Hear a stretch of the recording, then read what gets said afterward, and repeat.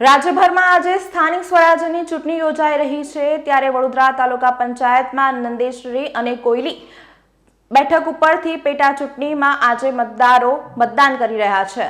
રાજ્યમાં આજે સ્થાનિક સ્વરાજ્યની ચૂંટણીને લઈને મતદારોમાં ભારે ઉત્સાહ જોવા મળ્યો હતો। વડોદરા ગ્રામ્યની વાત કરીએ તો કોયલી અને નંદેશ્રી એમ બે બેઠક માટે પેટા ચૂંટણીનું મતદાન હાથ ધરવામાં આવ્યું હતું। શહેરના છેવાડે આવેલ કોયલી તાલુકાના પંચાયતની બેઠક માટે વહેલી સવારથી જ મતદારો પોતાના મતાધિકારનો ઉપયોગ કરવા માટે મતદાન કેન્દ્ર પર પહોંચ્યા હતા। રાજ્યભરમાં યોજાયેલ સ્થાનિક સ્વરાજ્યની ચૂંટણીના આજના મતદાનના દિવસે કોયલી બેઠક માટે મંડળ સંચાલિત કોયલી વિદ્યા મંદિર ખાતે મોટી સંખ્યામાં મતદારો મતદાન કરવા માટે પહોંચી ગયા હતા અને મતદાન કેન્દ્ર પર આવી પહોંચ્યા હતા। આ વિસ્તારમાં અનેક ઔદ્યોગિક એકમો આવેલા છે ત્યારે યુવા મતદારો પણ મોટી સંખ્યામાં મતદાન માટે આવી પહોંચ્યા હતા। કોયલી ગામમાં આજે અનેક લગ્ન પ્રસંગ હોવાથી એક તબક્કે એમ લાગતું હતું કે મતદાન માટે મતદારો નિરસ રહેશે, પરંતુ ચૂંટણીને ધ્યાનમાં રાખી મતદારોએ ઉત્સાહ દાખવ્યો હતો। સ્થાનિક સ્વરાજ્યની ચૂંટણી તાલુકા પંચાયતની પેટા ચૂંટણીમાં ભાજપ અને કોંગ્રેસ વચ્ચે એડીચોટીનું જંગ જોમ છે એમ લાગી રહ્યું છે। અત્રે ઉલ્લેખનીય છે કે સ્થાનિક સ્વરાજ્યની ચૂંટણીમાં વડોદરા તાલુકા પંચાયતની કોયલી બેઠક માટેની પેટા ચૂંટણીમાં કોયલી બેઠક પર કુલ 7,363 જેટલા મતદારો નોંધાયા છે। મોડી સાંજે 6 વાગે મતદાર પ્રક્રિયા પૂર્ણ થયા બાદ ઈવીએમ સ્ટ્રોંગ રૂમ ખાતે ખસેડવામાં આવ્યા હતા। સ્થાનિક સ્વરાજ્યની ચૂંટણી વડોદરા તાલુકા પંચાયતની પેટા બેઠક કોયલીમાં મતદારના ઉત્સાહ વચ્ચે કોંગ્રેસ ઉમેદવાર સંજય ઠાકોરે વાત કરતા જણાવ્યું હતું કે અગાઉ કોયલીની બેઠક કોંગ્રેસ પાસે હતી। આ વખતે યોજાયેલી ચૂંટણીમાં ફરીથી મતદારો કોંગ્રેસ પર જ વિશ્વાસ મૂકીને મારી જીત નક્કી કરશે। ખાસ કરીને આ વિસ્તારમાં ઔદ્યોગિક વસાહતો આવેલી છે ત્યારે કોયલી સહિત આસપાસના અનેક બેકાર યુવાનોને રોજગારી અપાવવી એ મારી પ્રાથમિકતા હશે। ભાજપ જે વિકાસની વાતો કરે છે જે અમારા વિસ્તારમાં સદંતર થયો જ નથી। તમામ પ્રકારનો વિકાસ હું ચૂંટણી જીત્યા બાદ કરીશ। આ પ્રકારનો આત્મવિશ્વાસ કોંગ્રેસના ઉમેદવાર સંજય ઠાકોર દ્વારા વ્યક્ત કરવામાં આવ્યો હતો। કોયલી ગામની સમસ્ત ગામજનોને મારા જય માતાજી। હું પૂનમભાઈ રાવજીભાઈ જાદવ, ભારતીય જનતા પાર્ટીમાંથી જે ઉમેદવારીનો મોકો મને મળ્યો છે,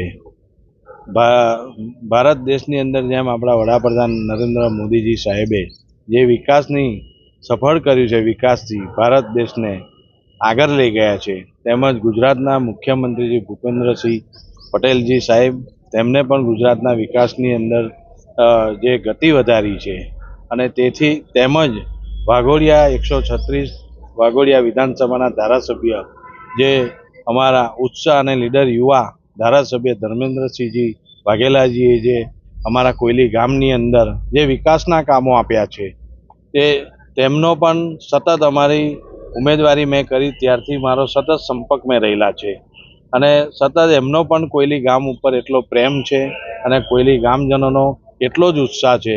આજે કોયલી ગામની અંદર લગ્નની સિઝન, મોસાળાની સિઝન છે, છતાં પણ ભાઈઓ અને બહેનો ઉત્સાહથી મતદાન કરી રહ્યા છે અને મને મારા ગામ ઉપર પૂરો સંપૂર્ણ વિશ્વાસ છે કે મને જંગી બહુમતીથી વિજય બનાવશે। ભારતીય જનતા પાર્ટીએ જે વિકાસ કર્યો છે, સૌનો સાથ સૌનો વિકાસ જે સૂત્ર આપ્યું છે એ દેખાઈ રહ્યું છે કોયલી ગામની અંદર અને વિકાસ પણ દેખાઈ રહ્યો છે। કોયલી ગામની અંદર આજે વિકાસની પણ ઝડપ વધી છે અને આવા ઉત્સાહી ધારાસભ્ય આવ્યાથી અમારા ગામના પણ વડીલો, ભાઈઓ અને બહેનોને પણ એટલો જ ઉત્સાહ છે અને કોયલી ગામના જે પણ કામો હશે એ સંપૂર્ણપણે હું ઉત્સાહથી એટલો જ સાથે ધારાસભ્ય સાથે રહીને જે પણ કામો કોયલી ગામના હશે વિકાસના એની અંદર હું સાથ આપીશ અને જે સંપૂર્ણ મારી ઉપર વિશ્વાસ રાખ્યો છે તે પૂર્ણ કરીશું। અમે હું કોયલી તાલુકા પંચાયત 1 નો હું ઉમેદવાર છું। મારું નામ છે સંજયસિંહ ઠાકોર અને સવારથી અત્યાર લગીન જે ચૂંટણીના વોટિંગ કરવાવાળાનો ઘસારો સવારથી ચાલુ છે। અત્યારે આપણી ગણતરી છે 50-60% વોટિંગ થશે અને ગઈ વખત બી કોંગ્રેસ જીતેલી છે અને આ વખત બી કોંગ્રેસ જીતશે। કોઈ વિકાસ જ નહીં સાહેબ, કોઈ જાતનો વિકાસ દેખાતો જ મને બતાવો। મતદારો કહી રહ્યા છે મીડિયાનું તો કામ માત્ર તમારા સુધી પહોંચી જવાનું, ક્યાંક ને ક્યાંક એવો પણ આક્ષેપ છે કે આયાતી ઉમેદવાર છો। આ બધા જ વિવાદોની વચ્ચે, આ બધા જ એની વચ્ચે આપની જીતને લઈને કેટલા આશાવાદી છો? આયાતી ઉમેદવારની વાત કરીએ તો બધાએ આયાતી ઉમેદવાર છે. અમારા એરિયાના એમએલએ બી આયાતી છે. બરાબર, આયાતીનો તો કોઈ મુદ્દો જ નહીં આપણો.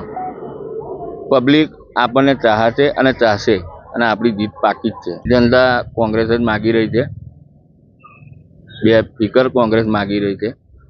જે કંઈક મુદ્દાઓ છે અમારી ધ્યાનમાં એ અમે કરવા તૈયાર છે. અમે ઊભા રહીને એ મુદ્દાનું નિરાકરણ કરીશું એવી હું આશા રાખું. ખાસ કરીને યુવાઓની બેરોજગારી છે આ વિસ્તારમાં. યુવાની મોટા મોટા ઔદ્યોગિક સંકુલો આવે સાહેબ, યુવાનીની બેરોજગારીની તો અહીં વાત જ નહીં કરવી. બીજેપી વાળાની અહીં હું પરિસ્થિતિ આ લોકો યુવાનોને કરેલી છે એ તો યુવાનો પોતે જાણે જ છે કે ભાઈ હું અમારો પ્રશ્ન છે.